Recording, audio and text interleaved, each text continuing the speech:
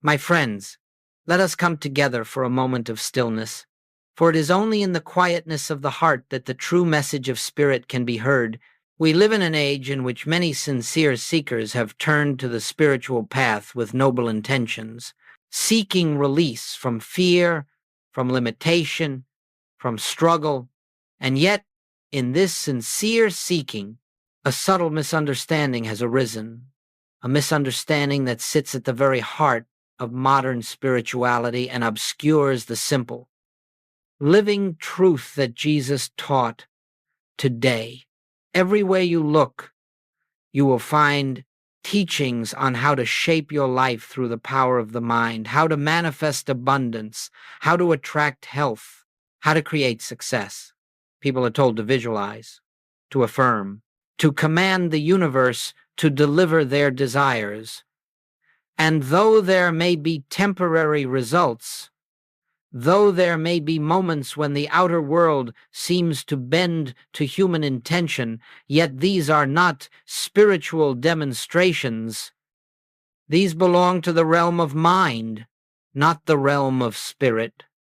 They require effort. They demand continual maintenance. And the one who manifests in this way remains anxious, for whatever is created by the mind must be sustained by the mind. Jesus never taught that. The Master revealed something infinitely more profound. He did not come to show us how to manipulate outer conditions. He came to reveal the presence that already is, the kingdom that is already established, the harmony that requires no human will to bring it forth. And so, when we see Jesus multiply loaves, or still a storm, or raise the sick to wholeness, we are not witnessing a man using power. We are witnessing a man who rests in the awareness of the one power, and from that awareness, harmony flows without resistance. Joel Goldsmith discovered and lived this same truth. He realized that all attempts to manifest arise from a hidden belief that something is missing, that something must be added, that life, as it is given, is insufficient. This belief is the root of all struggle. For as long as you feel the need to attract what you think you lack, you remain bound to the very sense of separation that gives rise to lack in the first place. Manifestation begins with the assumption of absence. Spiritual realization begins with the recognition of fullness. Do you see the difference? One says, I must make something happen. The other says, God's work is already complete. The modern world has taught people to reach outward, to reach toward a God who must be persuaded, a universe that must be instructed, a destiny that must be shaped through mental force. But the spiritual life begins not in reaching outward, but in turning inward, in sinking gently into the awareness that all that God is already expressing itself as your life. This is the shift Jesus came to introduce. This is the shift Goldsmith devoted his life to revealing. The power is not in your thought. The power is in God realized. The miracle is not in the mental act. The miracle is in the awareness of the infinite invisible that is present here and now. And so I say to you, if you have struggled to manifest, if you have felt exhausted by effort, if you have feared that your spiritual life was not strong enough to change your circumstances, then take heart, for the truth is not found in effort, it is found in surrender, not in controlling conditions, but in recognizing that the Spirit of God already stands where the problem appears.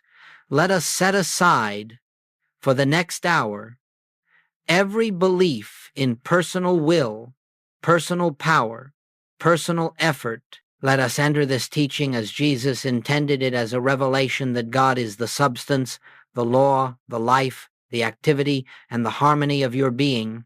When this truth dawns, you discover that nothing must be created, nothing must be drawn to you, Nothing must be changed. You discover that the kingdom was always here, awaiting your recognition. Let us begin the journey. Let us continue now, my friends, deeper into the heart of this teaching. For if we are to understand why the works of Jesus flowed without strain, without hesitation, without effort, we must understand the profound distinction between mental force and spiritual realization.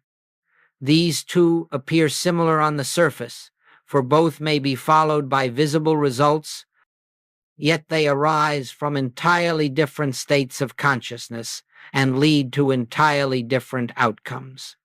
The mind, you see, is the instrument of the personal sense of self. It is the tool of the I that believes it is separate from God, separate from supply, separate from harmony. And so the mind attempts to bridge this imagined separation through effort, through intention, through affirmation, through visualization. It seeks to draw into the self what the self believes it does not yet possess. But no matter how refined the technique, the fundamental premise remains the same. I am here, and what I need is out there. I must reach for it. I must bring it to myself. This, my friends, is mental force. This is the realm of the personal will. This is the domain of the human mind. But spiritual realization is entirely different. Spiritual realization is not the act of drawing something into your experience. It is the recognition that everything that God is, you already are. Everything that God has, you already express. Everything that God knows is already present within the consciousness that is your true identity. In spiritual realization, you do not attempt to make something happen.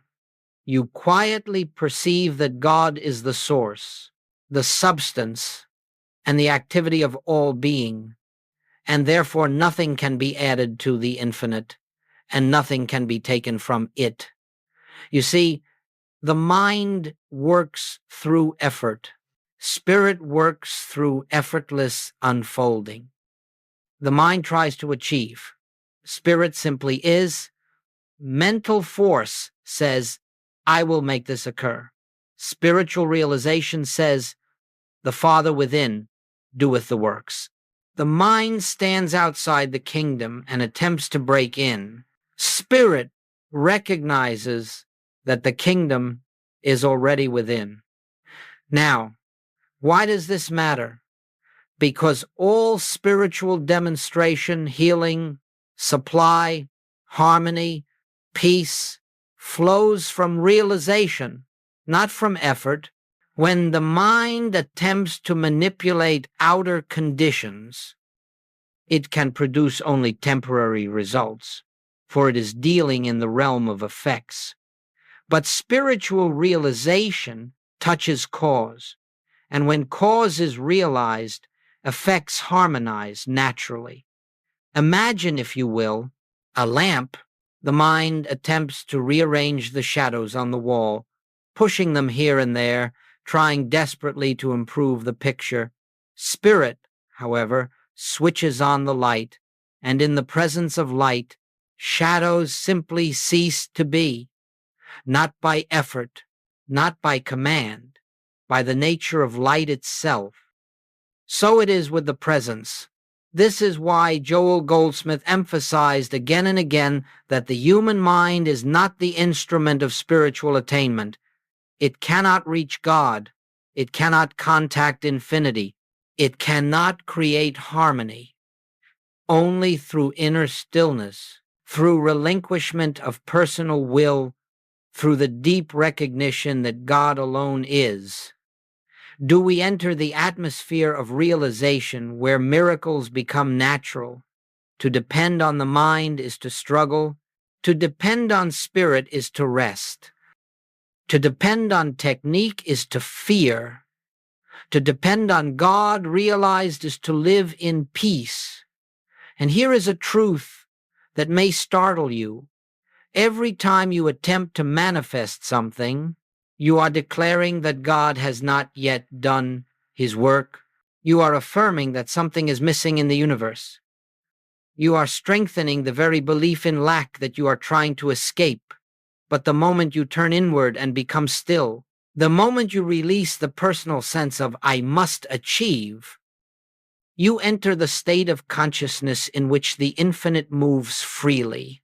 And in that consciousness, harmony appears not because you made it appear, but because it was always there waiting for your recognition. This is the difference between mental force and spiritual realization. One exhausts you, the other liberates you.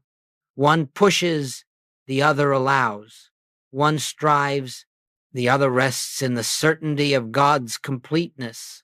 As we proceed, keep this distinction clear in your heart, for without it, no spiritual teaching makes sense. With it, the entire message of the Master becomes radiant, simple, and alive. Let us continue now and turn our attention to one of the most profound statements ever spoken in the history of spiritual life. It is a sentence so simple that many overlook it, yet within it lies the entire secret of the Master's healing ministry, the entire explanation of his miracle work, and the very heart of what Joel Goldsmith devoted his life to teaching. Jesus said, "I can of mine own self do nothing." My friends, pause for a moment and let those words rest within you, not as a doctrine, not as a theological idea, but as the living truth spoken by one who walked in full awareness of the infinite. I can of mine own self do nothing. Here was a man who healed the sick, lifted the dead, multiplied supply, and stilled the storm. Yet he did not claim the power to do these things. He claimed no personal ability, no spiritual technique, no mental mastery. Instead, he proclaimed absolute dependence on the presence, that he called the Father the invisible, the infinite, the one. What he was saying is this: the human self, the personal I, has no capacity to heal, to supply, or to save. The personal self does not perform miracles. The presence performs them. And only when the personal self is silent enough to allow it. This is the key. The secret of Jesus' life was not power. It was emptiness. It was the absence of the personal sense of self. When Jesus stood before the multitudes, he did not think, "How shall I feed them? What shall I do?" He simply turned within to the awareness of the Father's fullness, and that fullness expressed itself outwardly as supply. When the sick were brought to him, he did not struggle to remove disease. He did not battle with appearances. He rested in the recognition that God is the only life, and in the presence of that recognition, disease lost all reality. He did not do these things. He witnessed them. He saw through the appearance to the presence. He saw beyond the condition to the perfection. He saw past the form to the reality. And in that seeing and that divine vision, the outer world yielded to truth. Now, listen carefully, for this is where the distinction becomes clear. Jesus never believed that he possessed a power. He never believed that God had given him a special ability. He never believed that the miracles were signs of personal greatness. He said, "The Father that dwelleth in me, he doeth the works." This is spiritual realization. This is the state of consciousness in which miracles become natural. Joel Goldsmith lived in this same awareness. He knew that the moment he tried to heal someone, the healing was obstructed.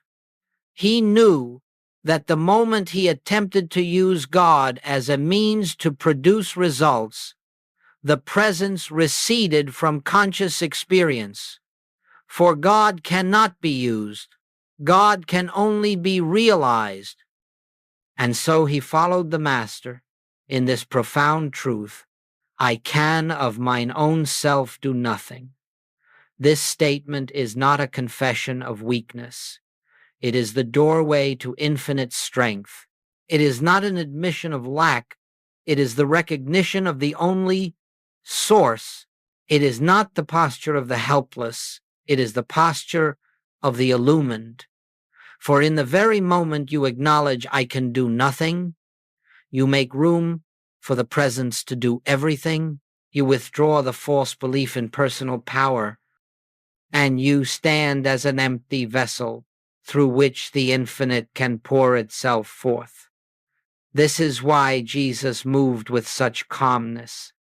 This is why he never hurried, never feared, never strained. This is why his works were instantaneous and effortless. He was not drawing upon human resources. He was not using mental energy. He was not commanding spiritual laws. He was abiding in the great truth that the Father within is the only doer. And my friends, this truth is not reserved for him alone. It is the truth of your being. It is the truth of every soul. It is the truth that stands ready to transform your life the moment you cease trying to accomplish life through personal power. As long as you believe, I must make this happen, you live outside the grace of spiritual realization. But the instant you whisper within, Father, I of myself can do nothing, a great peace descends, and the presence begins its quiet work, lifting, healing, supplying, guiding, restoring. Let this truth sink deeply into your heart, for it is the turning point of the entire path.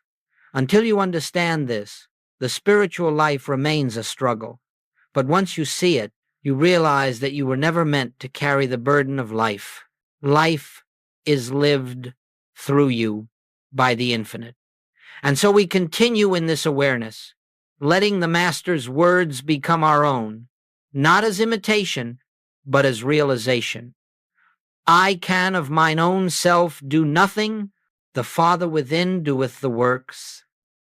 This is the beginning of true spiritual freedom. Let us move now into the heart of the matter, the essence from which all spiritual demonstration proceeds.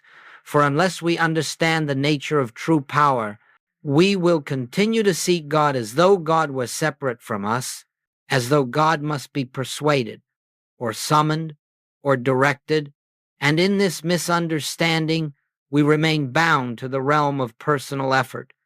Joel Goldsmith expressed this truth in a single, luminous statement: God realized is the only power, not God spoken of, not God believed in, not God worshipped from afar, but God realized, God experienced as a living presence, felt within one's own being. This realization is the foundation of all spiritual power. Without it, we are but human beings struggling with human problems. With it, we become transparencies through which the infinite expresses itself effortlessly. Now, what does it mean to realize God? It does not mean to declare that God exists. It does not mean to affirm spiritual truths over and over again. It does not mean to memorize scripture or recite principles. To realize God is to enter the silent awareness that the presence is here, that it is the life of you, the mind of you, the very being that animates your existence. It is the recognition that you are not a separate creature living in a world of danger and uncertainty, but a spiritual expression of the one life that knows no limitation. True power, my friends, is not something you possess. It is something that possesses you. It is something that fills you, moves you, lives through you. When the personal sense of self grows quiet enough to allow it, mental power attempts to direct the universe. Spiritual power recognizes that the universe is already governed by the One. Mental power tries to overcome obstacles. Spiritual power sees that there are no obstacles in God. Mental power seeks healing. Spiritual power beholds the wholeness already present. This is why Jesus never struggled with conditions. He never attempted to overcome disease or lack or fear. He simply realized God. He lived in the awareness of the Father's presence, and in that awareness, nothing unlike God could appear as power. You see, in the presence of the infinite, the finite dissolves. In the presence of wholeness, sickness cannot stand. In the presence of abundance, lack becomes impossible. In the presence of truth, error is revealed as nothingness. It is not that God destroys these conditions. Rather, they are seen for what they are: shadows without substance, illusions born from the belief in separation. And when the light of realization dawns, shadows disappear of their own accord. And so, Goldsmith taught, do not try to remove the problem. Realize God and the problem dissolves. This is the great paradox of spiritual power. You do not use it. You yield to it. You do not direct it. You become still enough that it may direct you. You do not attempt to bring God into your situation. You awaken to the truth that God is the very presence of the situation itself. When you attempt to manifest, you remain in the realm of personal will. But when you realize God, the activity of the infinite becomes the only activity of your life. You move through the world with a quiet certainty, not the certainty that you can make things happen, but the certainty that the Father's harmony is already established, and you need only bear witness to it. This realization brings with it a deep, unshakable peace. You discover that nothing can separate you from supply, for supply is God expressed. Nothing can separate you from health, for health is God revealed. Nothing can threaten your harmony, for harmony is the nature of the presence that is your very life. And in this awareness, you no longer fear conditions, for you see that conditions have no power. Only the realized presence has power. And as your consciousness rests in this truth, the outer world aligns itself not because you commanded it, but because you recognize the only cause in the universe. Spiritual power is not dramatic. It is not forceful. It is not loud. It is a quiet presence felt in the stillness of the soul, revealing itself as peace, as assurance, as the effortless unfolding of all good. And so we take this truth into the deepest part of our being. God realized is the only power. There is no power in the problem. There is no power in appearance. There is only the presence, infinite, complete, and already functioning. When this becomes your foundation, the spiritual life ceases to be a struggle and becomes a resting in the grace of the one who lives you. Let us now turn inward to a very tender point in the spiritual life, a point that touches the experience of nearly every sincere seeker. Many have prayed with intensity, affirmed with dedication, visualized with discipline, and yet found themselves circling the same mountain of need: financial strain, emotional unrest, sickness, or lack of direction. And in their quiet hours, they wonder, why does it not work for me? My friends, it does not work because you are beginning at the wrong place. You are beginning from lack. Every attempt to manifest, every attempt to attract, every attempt to change the outer scene arises from a hidden assumption. Something is missing. Something must be added. Something that I need is not yet here. And the moment you accept this assumption, You have stepped out of the kingdom and into the land of shadows. For the kingdom of God contains no lack, and the consciousness that seeks to remedy lack is already living outside the spiritual reality of completeness. This is the invisible root of every failed manifestation. The belief that you are separate from the infinite source. When you begin with lack, you cannot end with fulfillment. When you begin with fear, you cannot end with peace. When you begin with a belief that something must be added, you cannot awaken to the truth that everything has already been given. Consider this carefully, for it is subtle. It is not your technique that fails you. It is not affirmations that fail.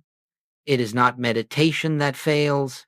It is the consciousness of need behind all these practices that keeps the door closed. Need can only attract more need. Fear can only produce more fear. Effort can only give rise to more effort. And so long as you feel that you must reach outward for supply, you are unknowingly declaring that supply is outside of you, separate from you, distant from your being. But the moment you believe supply is out there, you have denied the truth that God is your supply, functioning as your very life, expressing as your consciousness. Joel Goldsmith taught that what we call lack is never a condition.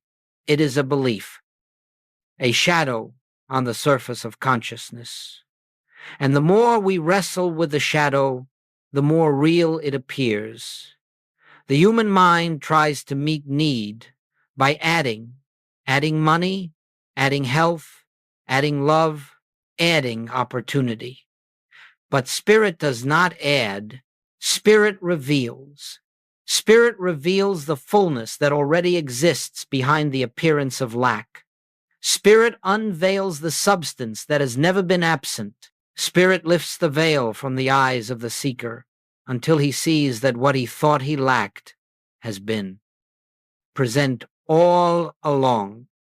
You cannot manifest what already is. You can only awaken to it.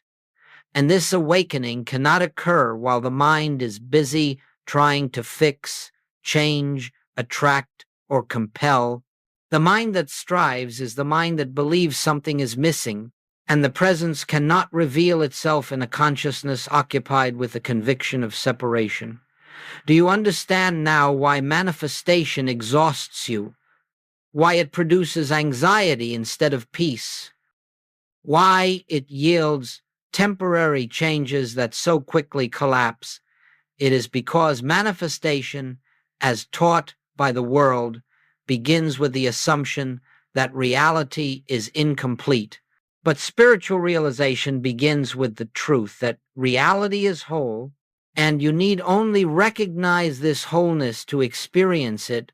When the inner sense of lack is dissolved, the outer expression of lack disappears, not because you attracted something new, but because you ceased believing in the absence of God. Let this truth sink gently into your heart.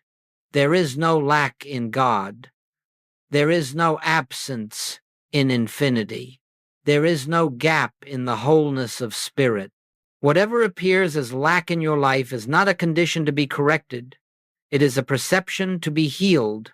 The moment you realize that supply is not something you must get, but something you already are God expressing as your consciousness, then the appearance of lack dissolves naturally, without struggle, without strain. You will discover that the supply you have sought flows to you not as something newly created, but as something newly recognized. You will discover that health arises not as something manufactured, but as something unveiled. You will discover that harmony appears not because you willed it, but because the presence that is harmony finally found your consciousness empty enough to reveal itself. And so, my friends, we come to the great turning point of this teaching. Stop trying to manifest.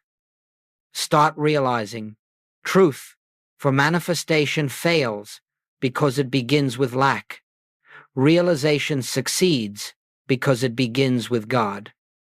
Now, my friends, let us turn our attention to the manner in which the Master moved through this world, for in understanding the way Jesus worked, we understand the very nature of spiritual demonstration. If you study the gospel record carefully, you will see something remarkable. Jesus never rushed. He never strained. He never worried. He never pleaded with God. Instead, he lived in a continual state of inner poise, a quiet recognition of the invisible fullness of the Father. He did not work miracles. He rested in the truth, and the truth revealed itself as the miracle. Let us look closely, for there is a pattern in his ministry, a spiritual rhythm that was present in every healing, in every supply, in every act of grace. 1. He turned away from the appearance. When Jesus was faced with a storm, he did not fight the wind. When he was informed of disease, he did not battle with illness. When he was told there was no bread, he did not consider lack. He refused to grant power to the visible form. He denied the reality of that which God did not create. He knew that the outer scene was but a shadow of consciousness, and therefore not the truth of God's creation. This was his first act, non-recognition of error. He simply would not accept appearance as power. 2. He entered the silence. Before any outward change occurred, there was an inward movement.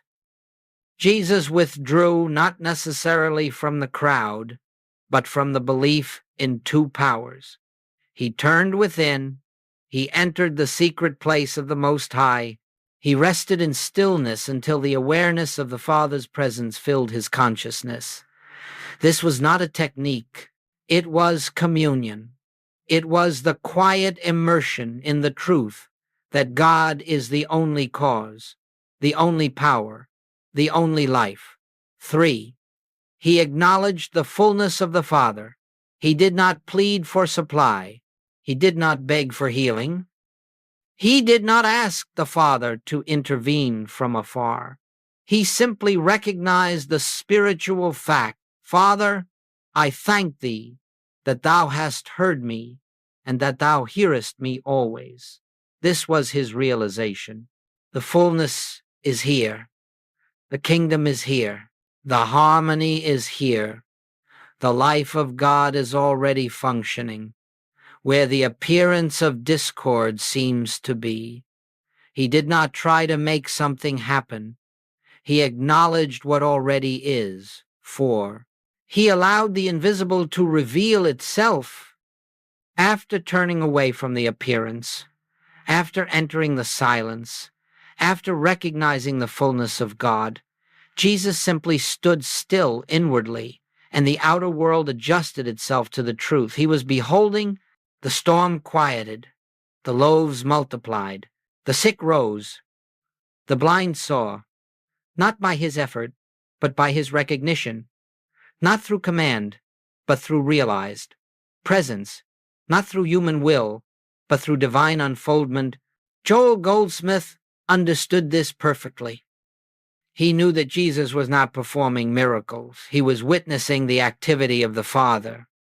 And Joel's own healing ministry flowed from the same consciousness. He understood that you cannot heal by opposing the condition, and you cannot supply by fighting lack. You must stand still in the realization of God as the only life, the only substance, and the only power. Let us understand this deeply.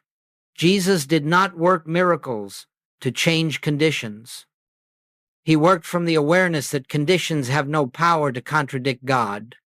When the infinite becomes the only presence in consciousness, the appearance harmonizes of its own accord. This is the way of the Christ. This is the way of spiritual power. This is the way by which all true healing occurs. Now consider how different this is from the modern attempt to manifest. Manifestation begins with tension. I must create, I must attract, I must shift the energy.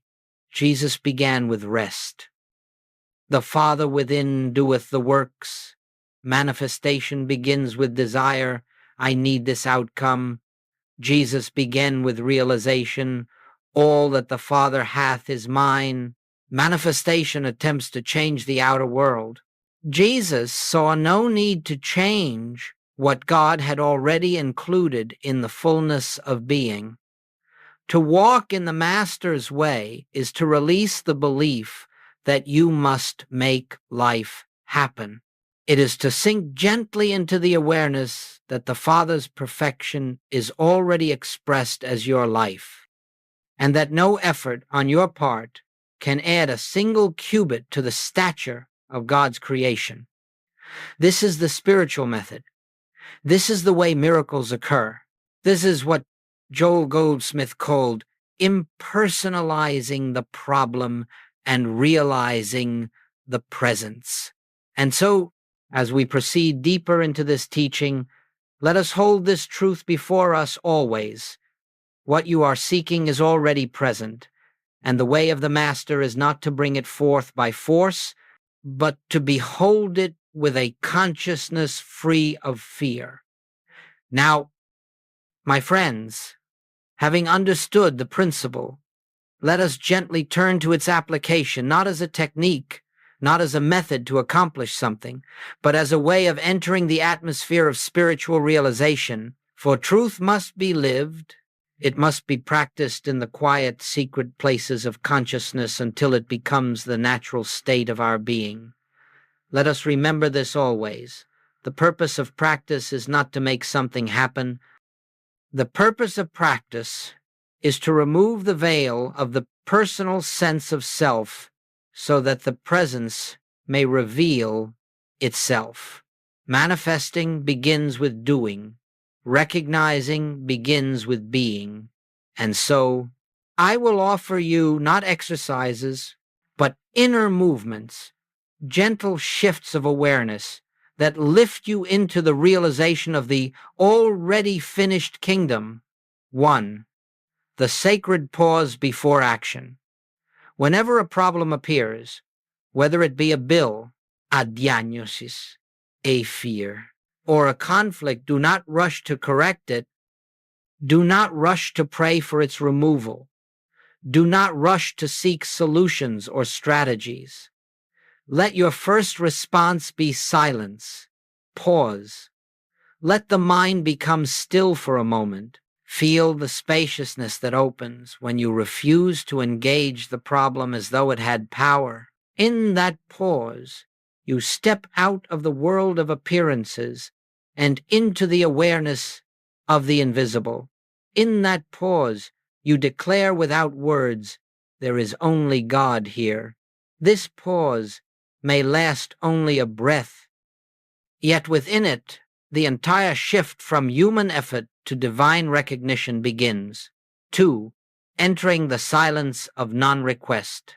After the pause, you turn inward not to ask, not to plead, not to affirm, but to listen.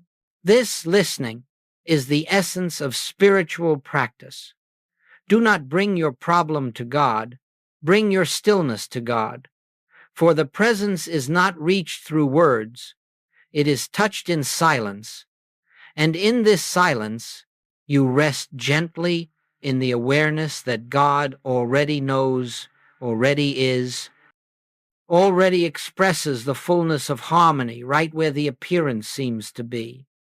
Let the mind grow quiet enough that the whisper of spirit may be felt not as a voice, not as a message, but as a subtle sense of peace, a lifting, a softening, a release of fear. This is communion. This is meditation. This is the way of Christ. 3. The gentle recognition of truth. Now, within this quietness, allow a simple recognition to arise, not as affirmation, but as realization. Father, thy work is already complete. The presence is here. All that God is expressing itself in this very place. Do not try to feel anything. Do not try to make anything happen.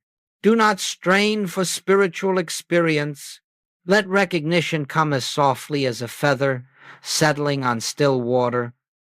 Let it be enough simply to acknowledge, in spirit, this is already finished. For it is not emotion that heals. It is not intensity that heals. It is the quiet recognition of truth that dissolves the illusion of separation. 4. The unhurried allowing of divine activity. Once you have recognized the presence, do nothing. Remain still for a few moments. Let the activity of God be the only activity. Let the infinite invisible fulfill its own nature as harmony, without your interference, without your direction. When the mind is silent, grace flows. When the personal self withdraws, the Father within acts. And you will discover something beautiful. Outer action will present itself naturally. What needs to be done will arise of its own accord. The phone call, the conversation, the step forward, all of these will come not from fear, not from effort, not from problem solving, but from the quiet intelligence of spirit moving through you. Do not rush, do not force, do not decide from the mind. Let action emerge from peace, not from panic. Let movement arise from inner stillness, not from the urgency of the world. This is what Goldsmith called the activity of the Christ within. 5. Returning to recognition throughout the day.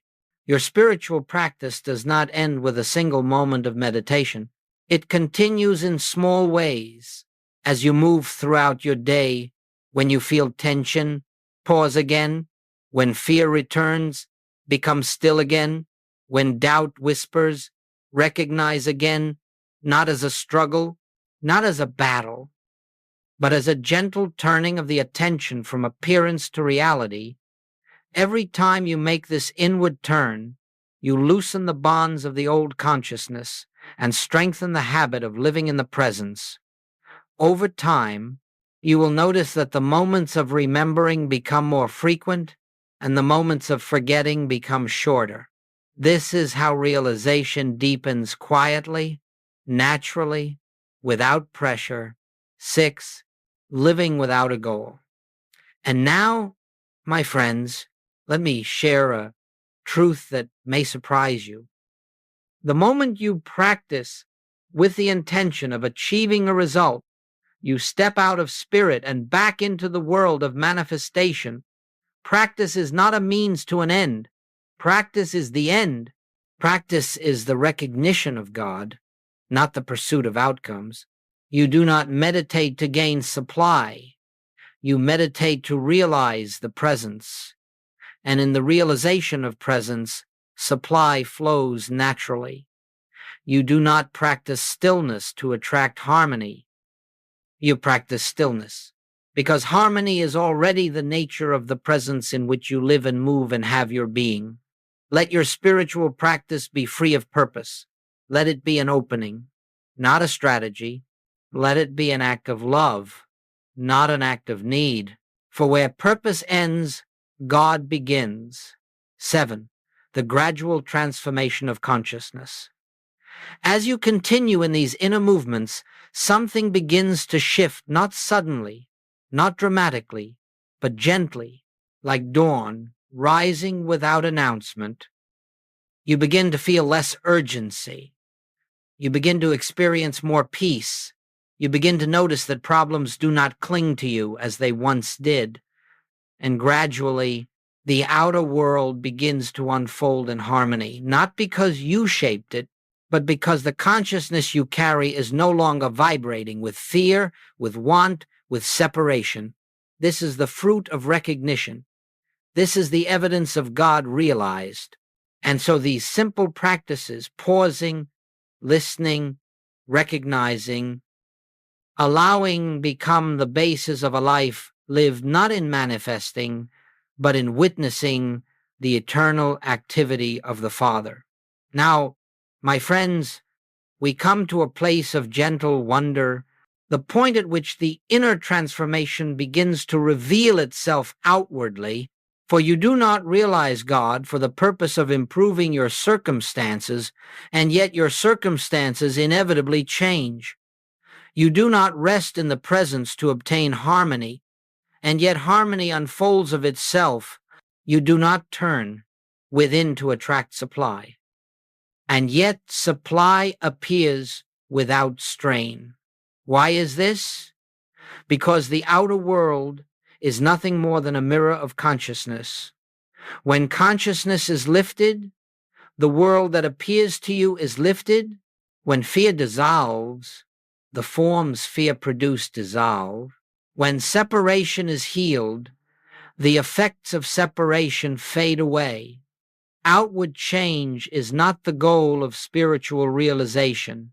It is the fruit, the natural, effortless fruit of a consciousness that has ceased to resist the activity of the infinite.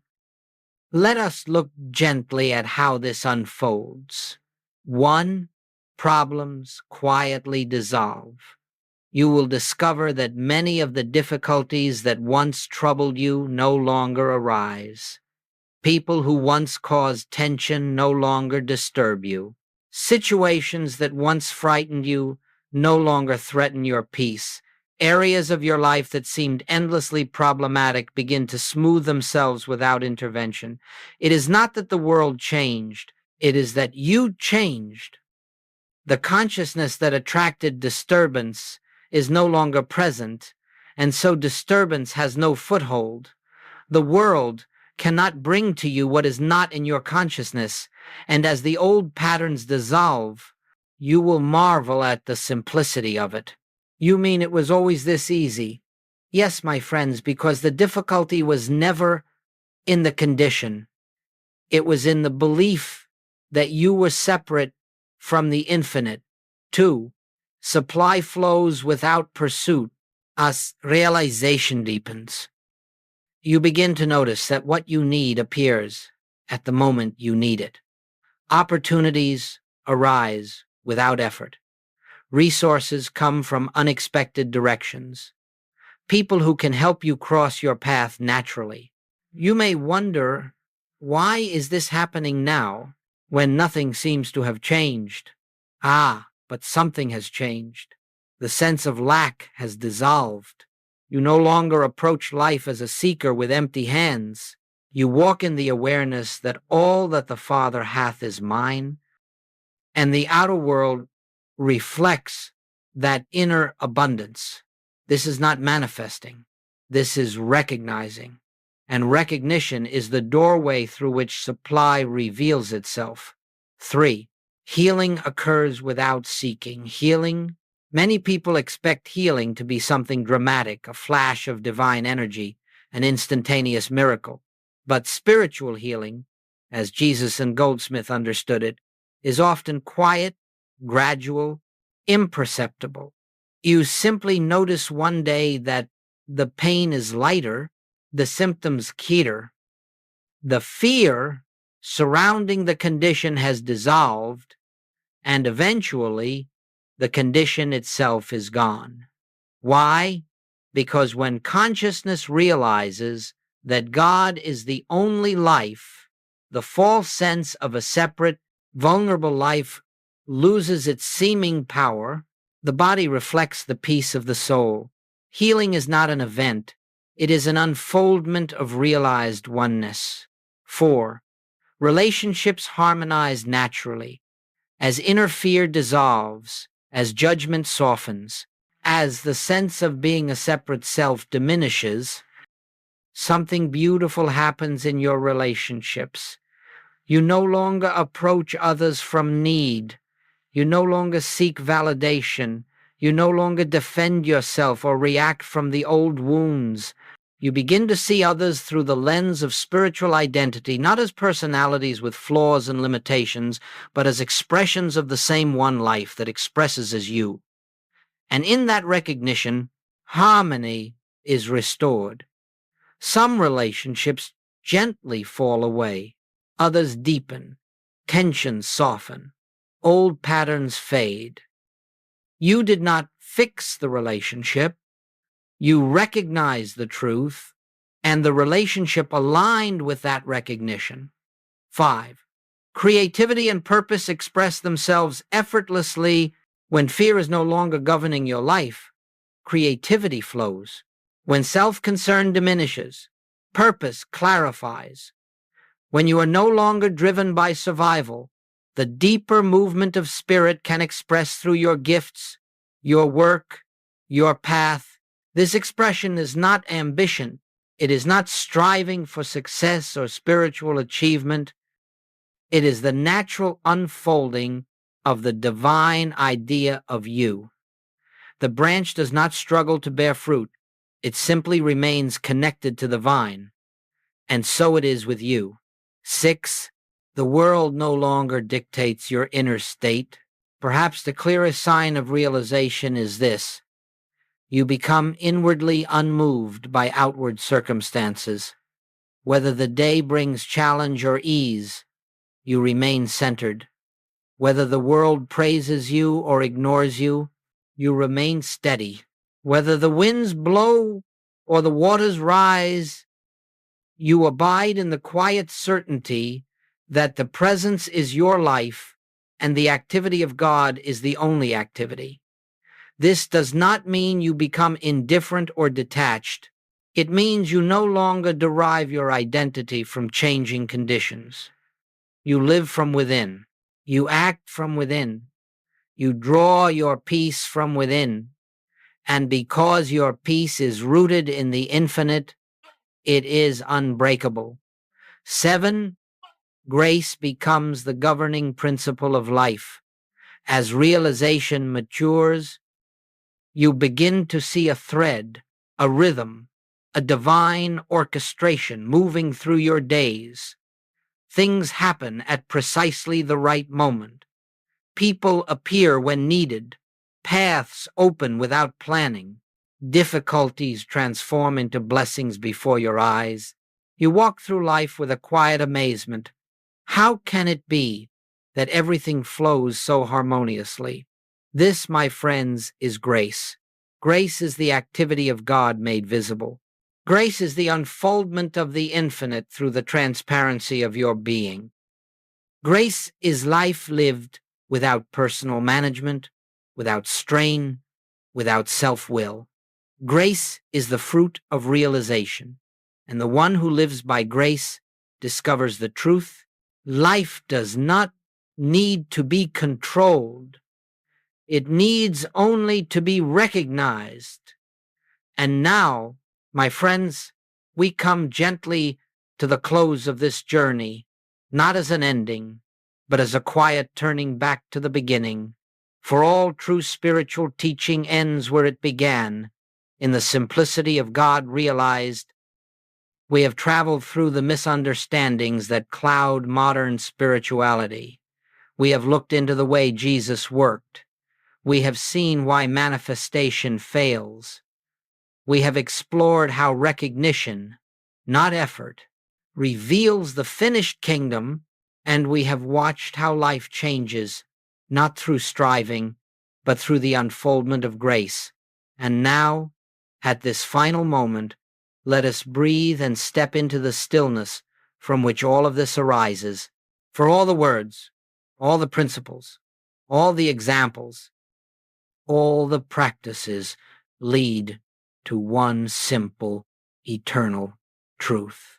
A truth so delicate, so pure, that the ego cannot grasp it, but the soul recognizes it instantly. God is the only presence. God is the only power. God is the only life. And this God is expressing as you, here and now. When this truth becomes your lived awareness, not merely your belief, fear dissolves. Not because fear is conquered, but because you have awakened to the reality that renders fear impossible, lack dissolves. Not because you have manifested something new, but because you see that the infinite never withheld anything from its own expression, sickness dissolves. Not because you battled it, but because the realization of life as God reveals the body as the instrument of spirit, not the structure of flesh. Loneliness dissolves, not because you found someone, but because you discovered that the presence within you is the very substance of love itself. Confusion dissolves, not because you figured out the right path, but because the light within illumines your way with each step you take. And so we return, gently and reverently, to the essence of the path. Recognition, not creation, transforms the world. Realization, not manifestation, reveals the kingdom. Stillness, not effort, is the doorway to God experience. You do not need to add anything to yourself. You do not need to attract anything from outside yourself. You do not need to move the universe by intention. You need only awaken to the truth that the infinite has already expressed itself as your very being. You are not becoming spiritual. You are remembering what has always been true. You are not acquiring God. You are recognizing the presence that has never left you. You are not climbing to a higher realm. You are sinking gently into the awareness of the realm that is already here, the realm Jesus called the kingdom within. All your striving can now rest. All your seeking can now be laid aside. All your spiritual effort can now relax into the simple recognition God is here. God is now. God is the life I am. And as this realization deepens, life reveals itself as harmony, not because you shaped it, but because the presence expressing as you is harmony. And so let this be the quiet benediction of this entire teaching. Rest in the presence, trust the invisible, allow the Father within to do the works, and behold the miracle of life lived by grace alone. The journey ends here, in the same stillness from which it began. Nothing more needs to be added. Nothing more needs to be done. Simply abide. Simply recognize. Simply be, for it is finished.